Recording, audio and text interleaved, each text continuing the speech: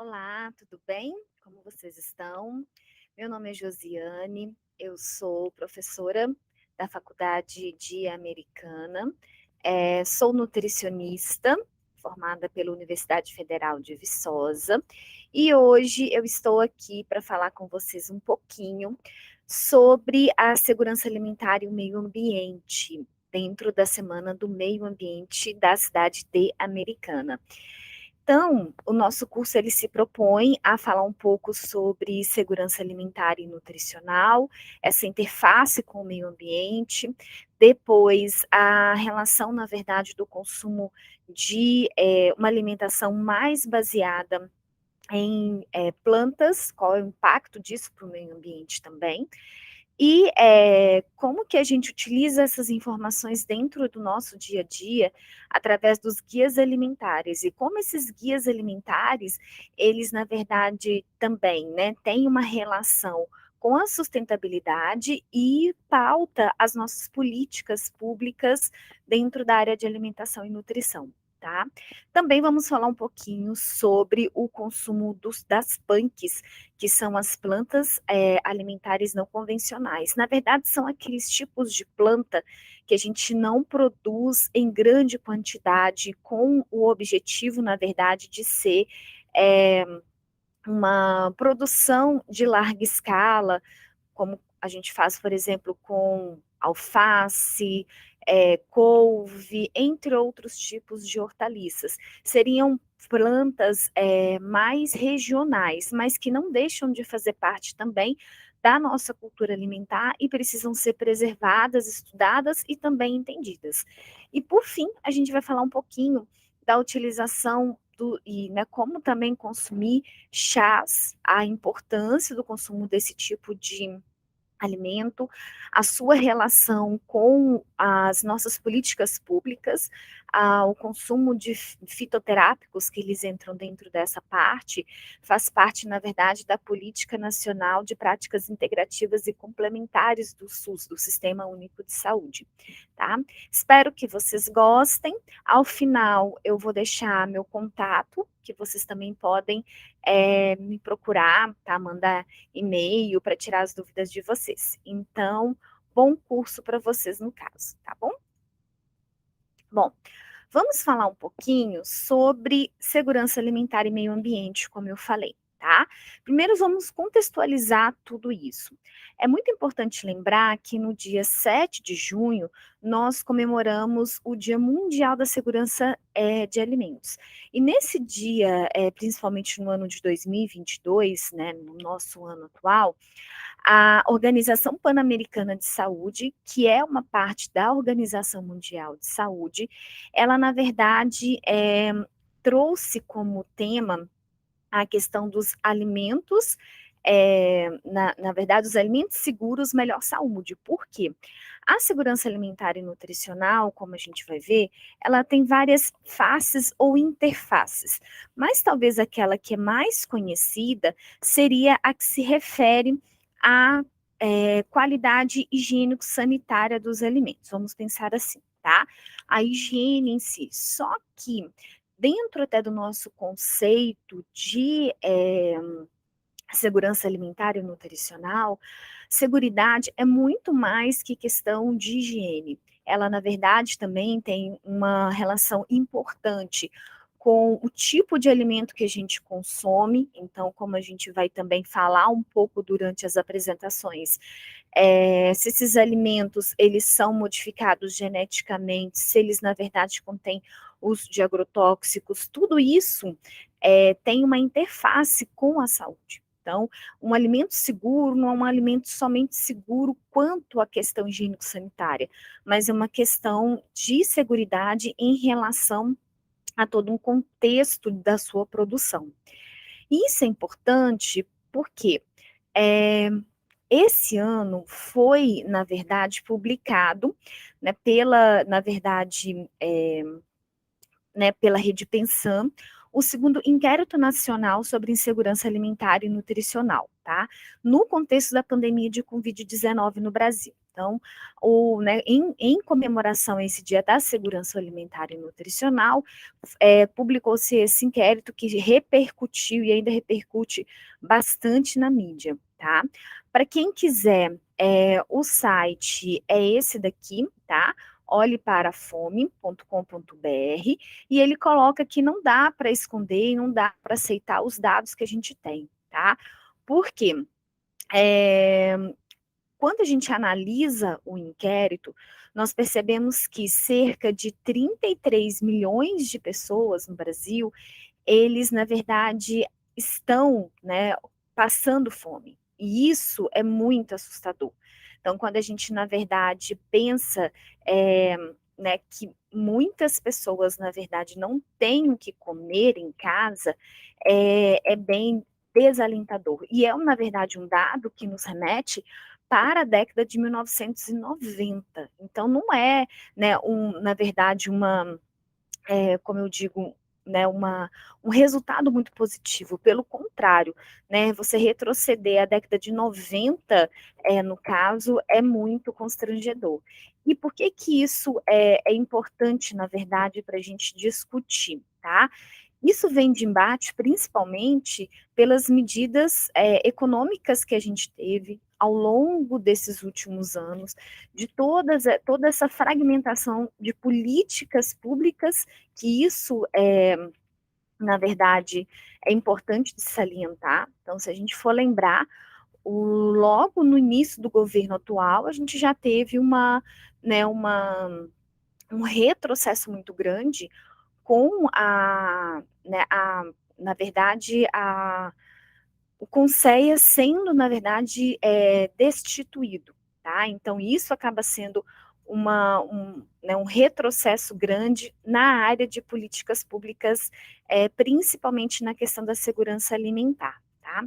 Vou mostrar para vocês um pouquinho o site, para vocês conhecerem, e aí mostrar alguns desses dados também. Então, o site, ele coloca, a gente, né, coloca aqui no caso, que né, logo no fim da pandemia, a gente tinha 19 milhões de pessoas, e atualmente a gente tem 33. Como que é feito? É feito por meio de uma pesquisa chamada PNAD, né, que a gente tem Pesquisa Nacional para Amostragem de Domicílio, então eles pegam pessoas em várias partes do Brasil, e eles utilizam o EBIA, que é a Escala Brasileira de Insegurança Alimentar, que foi inclusive traduzida e adaptada e validada por um estudo multicêntrico conduzido pela Unicamp no ano de 2009, tá? E é utilizado, inclusive, pelo próprio IBGE. Então, logo nas 3 primeiras perguntas do EBIA, existe, né, uma pergunta que se você passou fome nesses últimos 30 dias, se faltou alguma coisa na sua casa. Então, só pelo fato da pessoa dizer que sim, ela já é considerada em insegurança alimentar e nutricional. Daí, são 14 perguntas, as demais perguntas são, então, apresentadas aos pesquisados. Dependendo da quantidade de respostas, isso é gerado, na verdade, uma pontuação, e essa pontuação vai dizer o grau, a gravidade da insegurança alimentar, que pode ser uma insegurança alimentar leve, moderada e grave, tá? Esse é o documento para quem quiser baixar e conhecer também, então vale a pena. E só trazendo os dados, como eu falei, né, nós temos que 33 milhões de pessoas relataram, na verdade, estarem em insegurança alimentar e nutricional, e quando a gente analisa, né, nós temos aqui 28 em insegurança leve, mas a gente tem praticamente 30, né, 0,7% que já alegaram estar em insegurança moderada ou grave, ou seja, que não tem mesmo alimento na mesa, tá? Esses são os estudos nacionais realizados com o mesmo instrumento ao longo dos anos, desde 2004 a 2020. Então, o que a gente percebe é que em 2004, quando foi aplicado o primeiro instrumento, né, foi feita a pesquisa da primeira vez, cerca de 64% das pessoas estavam em segurança alimentar, chegando a 2013 com 77%. E hoje, né, 44% só estão em segurança alimentar e nutricional, tá? Então é um estudo muito bonito, que é válido para vocês, na verdade, conhecerem um pouquinho da nossa realidade, né, de por que é importante falar da segurança alimentar nesse momento, e também fazer uma relação da segurança alimentar com o meio ambiente, tá? Então, por que olhar ou estudar, né, ou falar, como eu disse, de segurança alimentar e nutricional numa semana de meio ambiente? Quando a gente, na verdade, pensa né, em meio ambiente, a gente pensa, na verdade, nas suas várias dimensões. Então, desde, como eu falei, a produção, até mesmo a sua, né, a forma de você levar esse alimento até o público, então como que esse alimento chega até as pessoas, e que no meio do caminho a gente vai ter, né, pode ter, na verdade, uma perda tanto de quantidade quanto de qualidade dessa alimentação. Mas o conceito de segurança alimentar, ele não chegou dessa maneira que a gente, né, que eu estou falando com vocês, né? De uma hora para outra, foi considerado que o contexto né, no caso, a segurança alimentar e nutricional, ela se relaciona com o meio ambiente, se relaciona com a cultura. Isso foi construído ao longo do tempo. Então, o que é o conceito de segurança alimentar e nutricional? Ele surge inicialmente lá na Primeira Guerra Mundial, tá? É, esse conceito, ele ainda é um conceito em construção. Lá em 1914, 1918, a Europa, ela começou a ter uma grande preocupação com a questão da alimentação, principalmente que no período de guerra, né, ter alimentos era ligado a uma segurança nacional. E lógico, né, se o país ele tem a capacidade de produzir o seu próprio alimento, ele não fica vulnerável a embargos, cercos, boicotes e outras estratégias militares, que inclusive é o que a gente pode pensar hoje quando a gente fala da guerra entre a Ucrânia e a Rússia, que mais do que alimentos a gente vê na verdade outros substratos envolvidos, que vão, na verdade, trazer também novas políticas, como no setor de energia, petróleo, porque também, né, coloca, na verdade, em vulnerabilidade esses países, quando vários países dependem, na verdade, de um país só, tá? Bom, daí o que, que nós temos? Em 1939, 1945, esse conceito, ele agora começa, na verdade, a ser um pouco mais trabalhado, principalmente pelo surgimento da ONU, que é a Organização das Nações Unidas. Então, a partir desse, né, no caso da criação da ONU, e após a Segunda Guerra, a segurança alimentar, ela começa a ser tratada como uma questão de insuficiência da disponibilidade de alimentos. Então, veja que agora a gente já começa a trabalhar, como a gente vai conhecer futuramente, uma das dimensões, na verdade, da segurança alimentar e nutricional, que é a produção de alimentos. Então, naquele momento, eles entendiam que a insegurança alimentar, ela ocorria principalmente pela insuficiência dos países pobres produzirem os seus alimentos. Nesse período, surge, então, começa o que a gente chama de Revolução Verde. A Revolução Verde, ela tem seus pontos positivos e negativos, mas considerando o impacto disso para a produção de alimentos, ela aumenta a capacidade dos países em gerar, em produzir seu próprio alimento, já que, né, a partir da sua matriz agropecuária, e com a utilização principalmente de defensivos agrícolas, fertilizantes, pesticidas, mecanização da forma de produção, enfim, tá? A área plantada, ela começou a ser, na verdade, muito mais produtiva. Então, com isso, né, ao final do período da Segunda Guerra, a gente teve um aumento da produção de alimentos no planeta, tá? Porém, o que, que a gente vai começar a ver? Que isso, né, vai trazer, inclusive, a próxima dimensão. que não adiantava só você produzir, as pessoas precisavam ter acesso a esse alimento. Então, a Revolução Verde, ela não acompanha a redução da fome no mundo, porque a fome, na verdade, é uma resultante de diversos outros fatores, como a disponibilidade de emprego, a questão salarial, renda, né, o acesso ao alimento, o preço que esse alimento chega até as pessoas. Então, a gente vê que, na verdade, começou a ter um embate muito grande entre o custo para o ambiente da produção de alimentos, utilizando todos esses mecanismos da produção verde, e, por outro lado, que a fome ainda era muito grande e prevalente no mundo, tá? É válido destacar, né, para nós brasileiros, um ponto muito importante, que foi a figura de Josué de Castro, tá? Josué de Castro, ele, na verdade, presidiu a ONU, e, além disso, ele foi um defensor muito grande, vamos dizer assim, dessa questão da fome, e da fome presente no Brasil.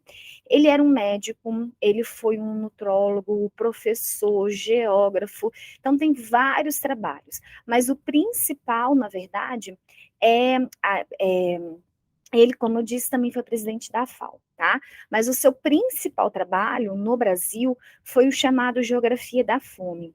Então, a Geografia da Fome, ela expôs, na verdade, como o Brasil foi mapeado, né? É, em relação à falta não só de alimentos, mas de nutrientes específicos. Então, que como proteínas ou minerais em algumas regiões, e que essa fome, ela também tinha interesses e preconceitos, tanto moral quanto político e econômico. Então, não era só disponibilidade de alimento. Tá? Então, a gente não tinha só a questão da produção e da disponibilidade, mas eu também tinha uma questão do acesso e uma questão política envolvida nesse processo. Já nos anos 70, a gente começa a ter uma crise na produção de alimentos, e aí, né, a gente começa a ter também a presença do alimento como comida, tá? Então, o que significa isso? Mais do que produzir esse alimento, precisava que, na verdade, o alimento ele chegasse até as pessoas. Então, o enfoque agora não era também só na produção do alimento, tá? Mas também na questão de você produzir e esse alimento chegar até quem precisa, tá? Porém, né, ainda o conceito de segurança alimentar, ele não tinha sido acabado da forma como a gente vê hoje, vamos dizer assim. Ele ainda vai continuar um processo de construção, onde nos anos 80 a gente tem a presença da fome e da desnutrição, vistos não como um problema de acesso, né, no caso, e da produção, mas sim, perdão, como um problema de acesso e não da produção, tá? Ou seja, a partir da Revolução Verde, conseguiu-se sim produzir muitos alimentos, uma quantidade muito grande, porém, esses alimentos não chegavam nas pessoas da forma como era necessário, tá? Então, no final da década de 80, no início dos anos 90, o conceito de segurança alimentar, ele começa a incorporar essa questão do acesso, tá? E acesso a alimentos seguros, ou seja, alimentos que não são contaminados biologicamente ou quimicamente. Então, biologicamente, quando a gente pensa ou fala principalmente de contaminação durante cultivo, produção, com micro-organismos como bactérias, vírus, protozoários e químicos mesmo, né, de ordem de produção como o uso de pesticidas, entre outros defensivos agrícolas que acabam ficando retidos nos alimentos. Também começou a ser incorporada a questão da qualidade, e aí a gente pensa na qualidade tanto nutricional, como biológica, como sanitária, e também até mesmo a qualidade tecnológica, que é o que a gente vai falar um pouquinho no nosso guia alimentar, tá? Só que eu não posso exaurir o meio ambiente, né? Eu não posso exaurir a minha matriz de produção. Então, começa a ser incorporado também a questão da sustentabilidade, né, dentro desse conceito de segurança alimentar e nutricional, tá?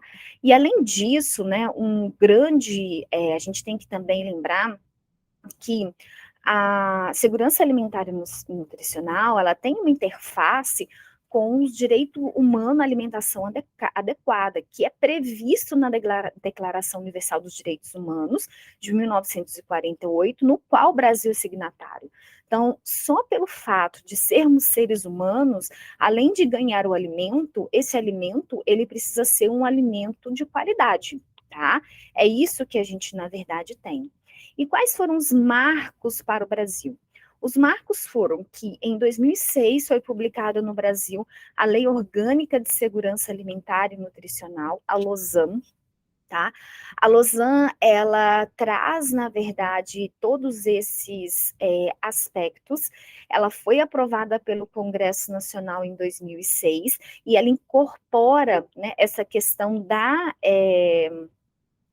segurança alimentar e nutricional, tá? Bom, em 2010, a gente tem também uma emenda constitucional que inclui a alimentação entre os direitos sociais. Então, é dever do Estado garantir essa qualidade da alimentação, né? Então, é isso que a gente tem. E falando um pouquinho na Lausanne, então o que a gente na verdade traz, tá? A Lei de Segurança Alimentar e Nutricional é a lei, então, 11.346, e ela fala que a segurança alimentar e nutricional consiste na realização do direito de todos. Por isso que ela se relaciona com o direito humano à alimentação adequada, ao acesso regular e permanente a alimentos de qualidade em quantidade, ou seja, não é só, na verdade, produzir alimentos, mas eu preciso que esse acesso ele seja regular e permanente, que foi uma coisa que se discutiu muito na pandemia, principalmente quando, né, foi necessário fazer ali alguns kits de doação de alimentos, fornecimento de cesta básica. Isso não pode ser pontual. A fome ela não é pontual, a fome ela é contínua. Então esse acesso ao alimento ele precisa ser regular e permanente, tá? Além disso, ele tem que ser em quantidade suficiente. Então, a gente sabe por meio de pesquisas, né, o quanto que uma pessoa, uma gestante, uma criança, um idoso, precisa de calorias e vitaminas por dia. É essa suficiência que a gente, na verdade, se refere. Sem comprometer o acesso a outras necessidades essenciais, ou seja, o governo ele precisa prover e promover políticas públicas em que as demais necessidades, como renda, trabalho, saúde, segurança, educação, sejam também ofertadas ao indivíduo. A segurança alimentar e nutricional, ela tem uma interface com tudo isso, na verdade. Se na escola a gente começa a oferecer alimentos de qualidade por meio da alimentação escolar, que isso é visto, e a gente vai discutir um pouquinho mais para frente, por meio, né, do Programa Nacional de Alimentação Escolar, o PNAE, as crianças, desde cedo, são ensinadas e educadas por meio da educação alimentar e nutricional a saber o que é uma alimentação de qualidade, segura, o impacto disso na sua saúde, tá? E dos seus familiares. Se, né, a gente tem boas políticas de renda, trabalho e emprego, as pessoas têm acesso também a um alimento de qualidade e podem escolher o que comprar. E não comprar somente aqueles alimentos que vão reduzir a sua fome de forma momentânea. Tá? Que hoje a gente sabe são alimentos que acabam sendo mais palatáveis, de mais baixo custo, mas que trazem um impacto muito grande à saúde dos indivíduos. E além disso, que é uma interface muito grande com o ambiente, ele fala que, né, a segurança alimentar e nutricional deve respeitar a diversidade cultural, além de ser ambiental, econômico e socialmente sustentável. tá? Então, eu não posso só produzir o alimento por produzir e acabar com o solo, com o local no qual eu produzo o alimento. Isso, na verdade, reduz a minha matriz de produção alimentar e, com isso, a longo prazo, eu vou ter, na verdade, uma redução, inclusive, né, da própria produção de alimentos. E como a gente viu esse conceito, que é esse que eu apresentei para vocês, sendo moldado ao longo dos anos, né? Ele não foi, na verdade, um conceito estabelecido de uma hora para outra, mas como a gente viu, veio lá da Primeira Guerra Mundial. A segurança alimentar e nutricional, ela pode ser dividida em duas grandes dimensões. A chamada dimensão alimentar, que trabalha com a produção e disponibilidade dos alimentos, e também a dimensão nutricional, que seria a relação entre o ser humano e o alimento. E por que é importante falar dessas dimensões, tá? A dimensão alimentar, que é o que a gente vai enfatizar aqui, que tem uma relação muito grande com o meio ambiente, ela, na verdade, tem que ser de forma suficiente e adequada para atender a demanda da população, né? E essa demanda, ela precisa ser em termos de quantidade e qualidade. Então, como eu falei, os municípios, o Estado, a federação, precisa ter políticas que privilegiem esse manejo, né?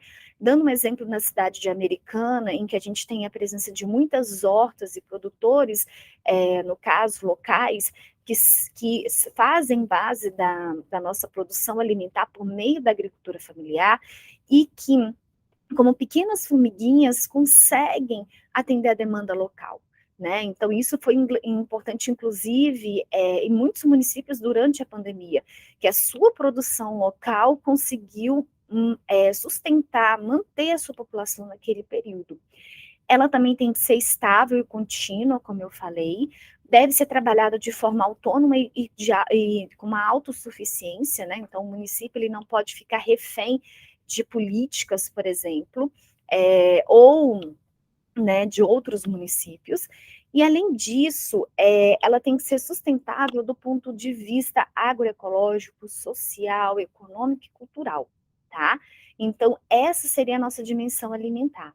Já a dimensão nutricional, ela trabalha com a questão do consumo alimentar adequado em cada fase da vida, criança, gestante, adulto, idoso, de como promover o consumo dessa alimentação de forma adequada e de maneira que cause um impacto positivo na saúde dessas pessoas, prevenindo o desenvolvimento de doenças. Então, quando a gente fala de segurança alimentar, um dos mecanismos que nós temos da segurança alimentar, de verificar esses excessos ou falta, seria por meio do Sistema Nacional de Vigilância Alimentar e Nutricional, SISVAN, em que a gente consegue fazer, por exemplo, inquéritos nacionais, como esse né, que a gente viu da Covid, relacionado à alimentação, mas também relacionado ao estado nutricional do indivíduo e desenvolvimento de doenças. Talvez o mais importante seja o Vigitel, que é um estudo conduzido por meio telefônico do IBGE, anualmente, e que ele é elaborado e feito desde a década, o final dos anos 2000. Então, a gente já tem aí durante 22 anos bem estabelecido o perfil nutricional da população. Então, a gente começa a ver que quando a gente fala dessa dimensão nutricional, o consumo alimentar dos indivíduos piorou ao longo dos anos, reduzindo o consumo de alimentos mais naturais, carnes, ovos, aumentando o consumo de alimentos fora do domicílio, alimentos mais industrializados. O impacto disso foi o desenvolvimento de doenças, né, aumento do número de casos de diabetes e pressão alta, principalmente entre crianças e adolescentes, sobrepeso, obesidade. Então,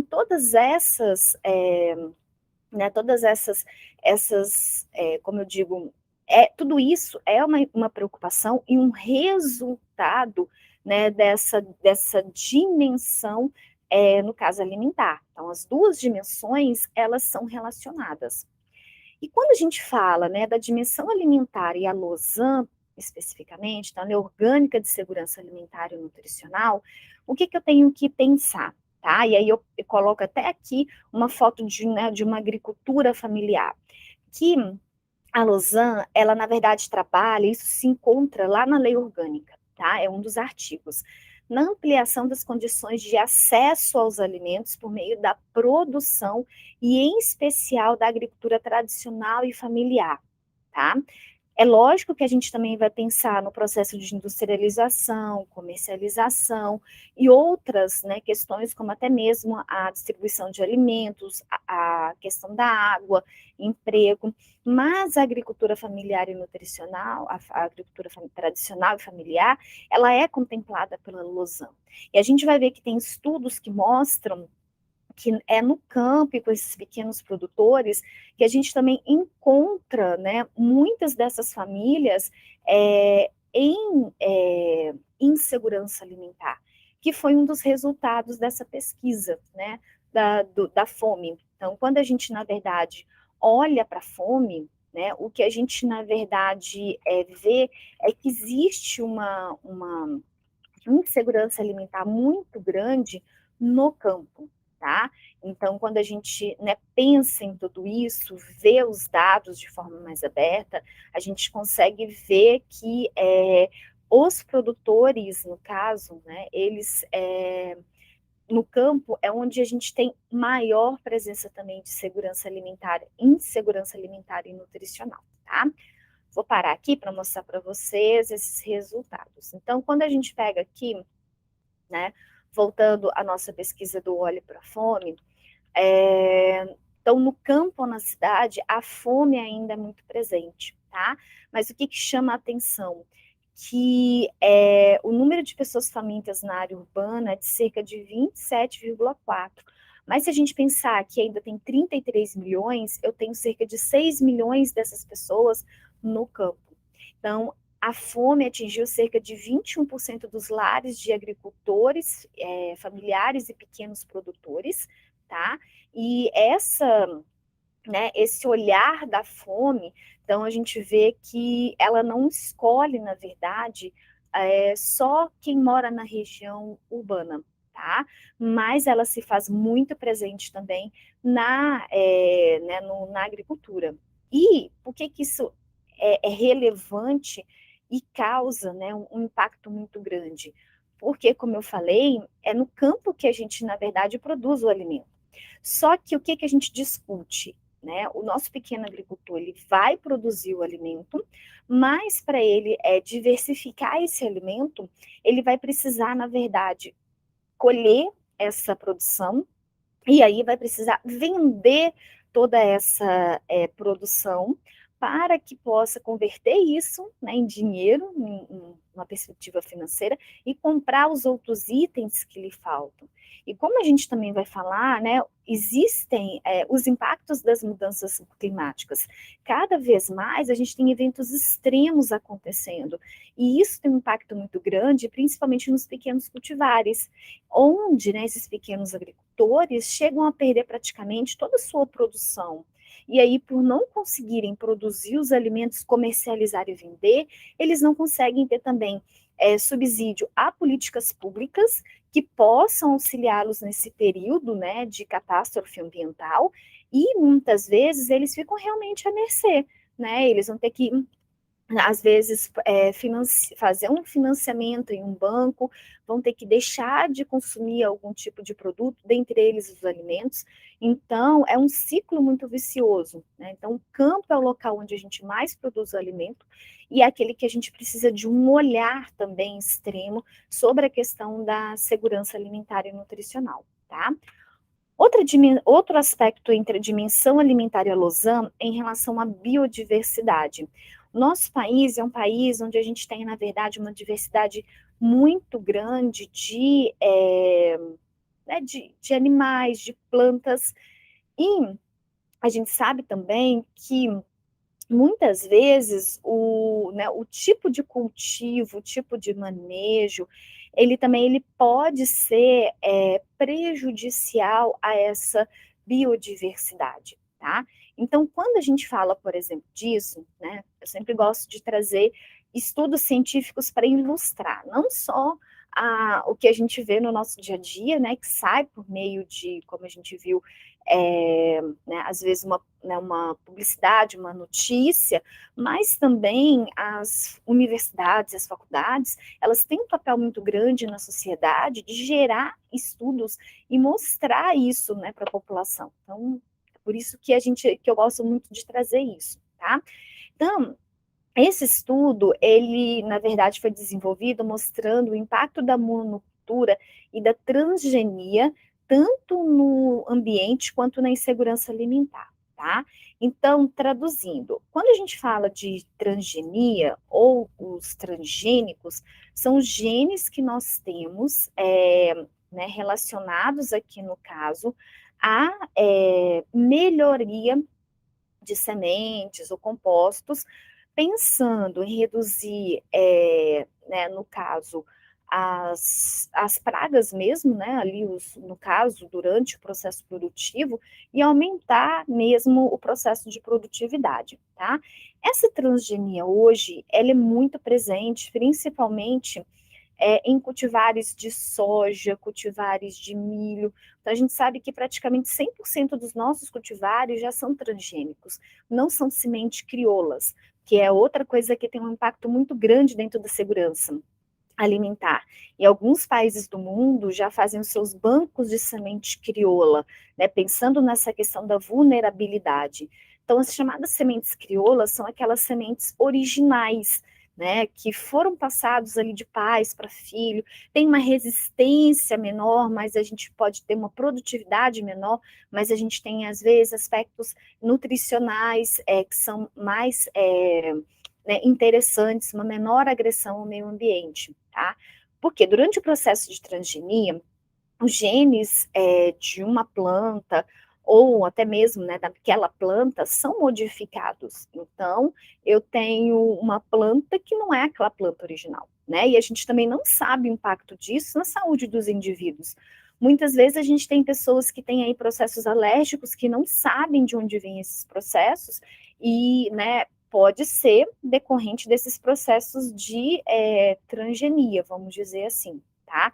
Então, isso acaba sendo muito importante. Eu não sei o que aquele gene faz para mim, é isso que eu quero dizer para vocês, tá? E né, o impacto disso na segurança alimentar e nutricional é justamente porque eu não sei o que eu cultivo no meu solo, eu acho que é feijão, né? A propósito, vocês já fizeram a gente já fez muito tempo na escola, né, e as crianças fazem até hoje, aquela atividade em que a gente, na verdade, pega uma sementinha de feijão, coloca no algodão e aí a planta ela vai germinar. Não sei se vocês perceberam, mas o feijão que a gente pega hoje para cozinhar não germina. Por quê? É um cultivar desenvolvido para melhorar, por exemplo, né, a resistência no solo, mas não é um cultivar para você, na verdade, ter um processamento, ou seja, eu conseguir fazer que aquela planta vá germinar, né? Vá se originar numa nova espécie. É isso que eu quero dizer, tá? Então, se você colocar uma sementinha dessa de feijão para germinar no algodão, ela vai apodrecer. Os genes de reprodução dela foram retirados no processo, porque não é positivo, na verdade, é, isso, né, para essa indústria, tá? Então é isso que é uma transgenia. Então qual que é o impacto disso, né, no ambiente e, por exemplo, para a segurança alimentar? E quando a gente fala aqui, né, das monoculturas, seriam aquelas culturas, na verdade, de uma única espécie agrícola. Aí eu coloquei aqui como exemplo, o artigo ele coloca outros, né, mas sobre a produção da cana-de-açúcar, tá? Então, a gente sabe que esse tipo de cultura no Brasil e na região sudeste, ele é muito presente, só que ele traz também impactos ambientais muito grandes, tá? Como a destruição de florestas, a abertura de clareiras, a gente vai ter empobrecimento do solo, então a gente tem uma perda da matéria orgânica, então tudo isso faz com que a gente possa ter um processo de erosão, e ali aquele solo ele acaba se perdendo, e eu tenho uma perda da minha área agriculturável, e muitas vezes essa cana-de-açúcar, ela vai ser utilizada não para produção produção de alimentos, o açúcar, mas ela pode ser utilizada, né, que é uma planta versátil, para a produção de combustível, né, e o que vai, na verdade, indicar isso? O custo e a demanda e a oferta. Então, para o produtor da indústria ali, do etanol e também do açúcar, se ele tiver uma melhor oferta internacional no preço do açúcar, ele faz açúcar, mas se ele tiver em forma de etanol, ele faz o etanol. E com isso, a gente deixa de ter áreas que seriam áreas para o plantio de alimentos propriamente dito, e muitas vezes com uma degradação muito grande, né, aumentando essa questão da insegurança alimentar, tá? Outra coisa que é importante de chamar a atenção, e aí esse artigo ele fala isso, são os impactos da mudança climática na segurança alimentar e nutricional. Então, por quê? O que esses impactos eles vão causar, né? Que seria essas mudanças extremas que cada vez mais é muito comum da gente ver, tá? Então, ele traz lá no seu arquivo, né, que ele pode ter como principais eventos aumento da temperatura, aumento da concentração de CO2 e gases do efeito estufa, mudanças no padrão de chuva, aumento, né, na gravidade ou na severidade de secas e inundações, os dois extremos, assim como também o aumento da intensidade desses eventos extremos. E aí, quando a gente analisa, né, ou ver, por exemplo, qual o impacto disso para a segurança alimentar e nutricional, a gente pensa aqui, primeiro, em relação ao acesso, tá? O acesso, como a gente viu, ele aborda a presença de recursos econômicos e físicos que vão ajudar nessa disponibilidade dos alimentos para atender as necessidades da população. Então, quando a gente vê, né, o que na verdade, os estudos dizem? Que tudo isso pode promover redução na área de terras cultiváveis, com redução da produtividade, impacto na pecuária, no estoque de peixe, na qualidade da água, né, redução também na qualidade, no consumo e uso de água para as pessoas e também para a produção de alimentos. A gente pode ver aqui efeitos na estocagem. Então, tudo isso, né, leva a essa insegurança alimentar e nutricional, que vai ser relacionada tanto ao acesso, como eu falei, quanto à disponibilidade, já que a gente tem, na verdade, uma quantidade menor dos alimentos e até uma qualidade pior desses alimentos, e além disso, da utilização, né? Já que a gente, na verdade, tem uma qualidade pior, uma quantidade menor, o preço dos alimentos acabam ficando muito mais elevados, que é o que a gente viu recentemente, o que restringe ainda mais o acesso da população a esse consumo. Tá? Então, o meio ambiente ele tem uma interface muito grande com a segurança alimentar, principalmente nesses aspectos. E, né, quando a gente pensa na segurança alimentar, pensando na produção de alimentos e na saúde. Esse artigo ele é interessante porque ele vai falar da estimativa do consumo de agrotóxicos em litros no ano de 2017, tá? Então, aqui, quanto mais escura a nossa escala, significa que maior o consumo em litros. Então, esse é um mapa de utilização. Então, vejam que, né, a gente tem aqui nas áreas mais agriculturáveis ou com maior produção aqui na região do Mato Grosso, né, onde a gente tem maior utilização no caso desses defensivos agrícolas. O que, de um lado, eu posso intensificar a quantidade, né, da produção de alimentos, e muitos desses alimentos podem não ser destinados especificamente para o consumo humano, mas sim como consumo animal para ração. Então, a gente vai ver que isso daí tem um impacto ainda muito maior, porque, né, a produção de todos esses defensivos agrícolas faz com que a gente tenha um aumento da produção de gases do efeito estufa. Então, isso gera, né, um impacto muito grande. E, além disso, né, a própria agricultura, a pecuária, é um grande produtor do principal gás do efeito estufa, que é o metano. Então, vejam que, né, a gente tem um berço na produção de alimentos, que pode não ser alimentos destinados ao consumo, e mesmo o consumo, se a gente não tiver políticas públicas de proteção ao consumidor, esse alimento, ele vai ser comercializado para o exterior dependendo do preço, né? Eu não tenho reservas setoriais ou reservas de garantia, né, no caso, da segurança alimentar e nutricional no Brasil. Ou seja, o produtor, se ele quiser vender 100% da sua produção, ele pode, né? E o que acontece com o nosso mercado interno? Isso gera, né, pela lei da oferta e da demanda, uma baixa demanda. Quando eu tenho uma baixa demanda, na verdade, perdão, uma baixa oferta, uma alta demanda, isso aumenta o preço dos nossos produtos, o que leva à inflação, tá? Então, existe um ciclo, né, como eu falei, bastante vicioso em cima disso. Outro artigo vai falar dos alimentos transgênicos e a segurança alimentar e nutricional, tá? Como eu falei, os alimentos transgênicos ou os alimentos geneticamente modificados, eles foram uma inovação tecnológica muito bem-vinda, desenvolvida por vários organismos, como a própria Embrapa, que começou desde a Revolução Verde, em 1966. E ele, na verdade, né, consiste na transferência de um ou mais genes responsáveis por determinada característica de um organismo para o outro, tá?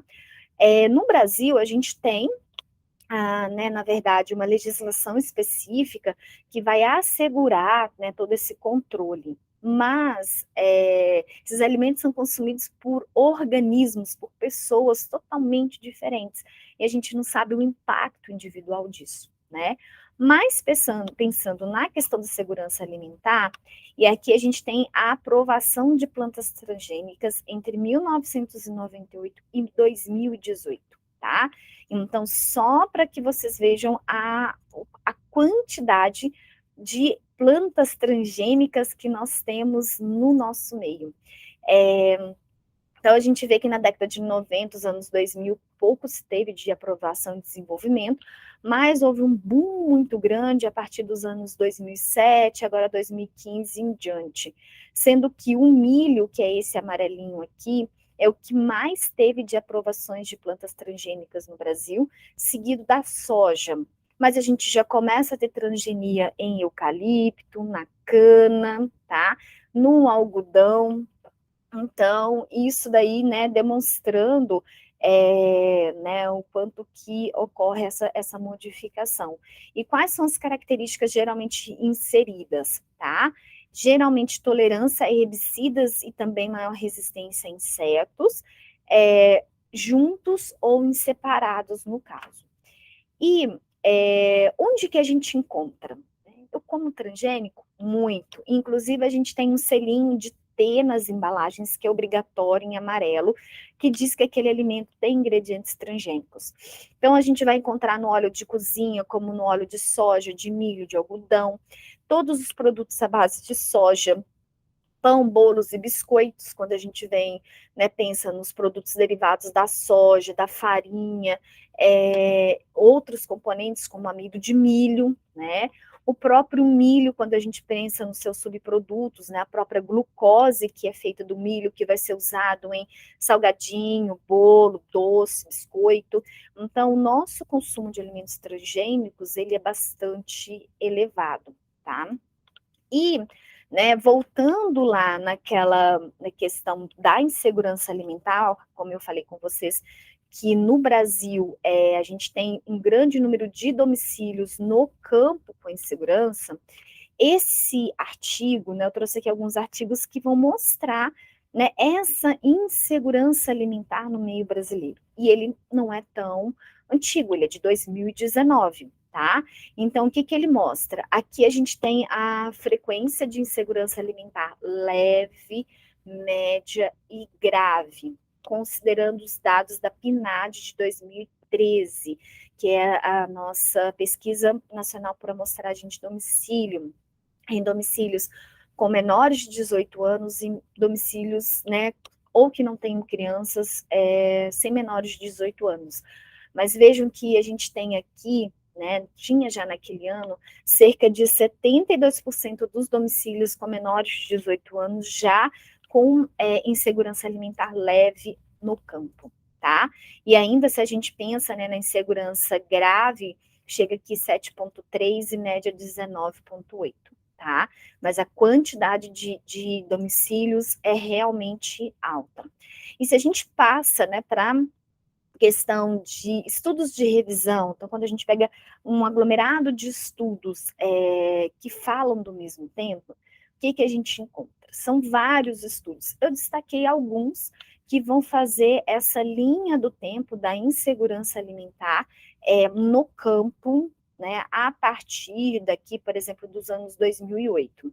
Então, esse autor, ele estudou 26 famílias de um assentamento e 96 de um outro acampamento de trabalhadores rurais de Minas Gerais, aplicou aquele questionário que eu falei com vocês, que era o EBIA, e o que nós vimos? Né? Que em 2008, cerca de 39,5% das famílias que eram denominadas boias frias aí, inclusive, apresentavam insegurança alimentar grave, tá?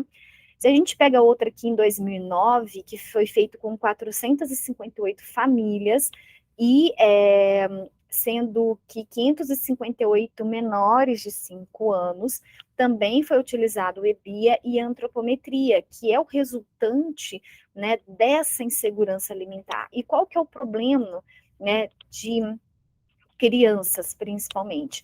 A insegurança alimentar em crianças, ela afeta o crescimento e desenvolvimento, tá? Principalmente o crescimento e desenvolvimento, tanto cognitivo quanto físico mesmo, a altura. Então, esse crescimento, ele acaba não sendo readequado, ou seja, uma vez que a criança perdeu aquele momento de crescimento, por mais ingestão alimentar que ela tenha posteriormente, ela não vai recuperar, tá? Então, por isso que verificar a insegurança alimentar em menores de 18 anos é muito importante, porque a gente vai, na verdade, avaliar o impacto disso em futuros adultos que podem ter menor estatura, menor desenvolvimento cognitivo, menor força de trabalho, mais doenças. Então, esse é o resultado disso. E o que a gente vê? Que cerca de 88% dessas famílias no meio rural tinham algum tipo de insegurança alimentar e que 27% era grave e 42% moderada, tá? E, né, que o índice de estatura por idade, que é aquilo que eu falei, né, que a criança ela deixa de crescer, já apresentava alterações, tá? Continuando a nossa linha, em 2012, foi feito com 200 famílias com crianças pré-escolares, aqui no caso, em Fortaleza, também aplicou o EBIA, e eles identificaram que 80% dessas famílias tinha algum grau de insegurança alimentar, tá? E, por fim, esse de 2017 foi feito com 179 famílias de um assentamento no Sergipe, também fazendo com o EBIA, e eles identificaram 88% em insegurança alimentar, né? Ou seja, a qualquer momento, quando a gente pega as nossas famílias e faz a análise delas no campo, a gente identifica, né, que essas famílias também apresentam. Então, é um local onde a gente tem disponibilidade de alimentos, disponibilidade de terra, de recurso, mas falta o quê? O acesso, né? Por isso que aquelas duas dimensões, elas acabam sendo muito importantes, né? Quando a gente, na verdade, pensa que em que eu tenho a minha dimensão alimentar e nutricional. Então, no campo, eu tenho a produção e disponibilidade, mas eu não tenho o acesso, né? Essa produção, ela vai ser utilizada para ser vendida e muitas vezes esse retorno financeiro não é convertido em alimentos ou na necessidade que aquelas famílias precisam, né? Ou até mesmo, né, quando é convertido, a qualidade nutricional não é uma qualidade importante para o crescimento e desenvolvimento, principalmente das crianças. E não precisa da gente irmos, né, muito longe em todos esses aspectos. Durante a pandemia, foi feito esse documentário aqui na cidade de Campinas, né, perto de Americana. Sugiro para vocês procurarem no YouTube, foi desenvolvido pelos alunos da PUC de Campinas, onde ele chama Fome no Paraíso, e é muito desolador. Ver, né, como que as pessoas relatam essa questão da insegurança alimentar em Campinas. Então, assim, é uma região rica né, Campinas, para quem talvez não conheça, é dividida realmente, né, em distritos. Hoje a gente tem, inclusive, o distrito de Barão Geraldo, Campo Grande, que são distritos mais vulneráveis, né, mas onde a gente tem uma quantidade, né, muito grande de recursos, de conhecimento, de instituições de ensino, de organizações como o próprio SEASA. Não que medidas não estejam sendo tomadas, sim, existem políticas públicas sendo desenvolvidas, mas né, ainda não são suficientes, mas também ajudar a minimizar o impacto da segurança alimentar durante a pandemia, tá? Então, eu deixo a sugestão para vocês. E, né, eu peço aí a atenção de vocês, né, para se vocês tiverem alguma dúvida ou sugestão de algum tema para futuros, né, futuras aulas, futuros cursos, para vocês me enviarem, tá? Meu e-mail é esse. E a gente ainda vai ter alguns outros encontros. Espero que vocês tenham gostado, tá? E obrigada por participarem e estarem aqui comigo até o momento. Até a próxima.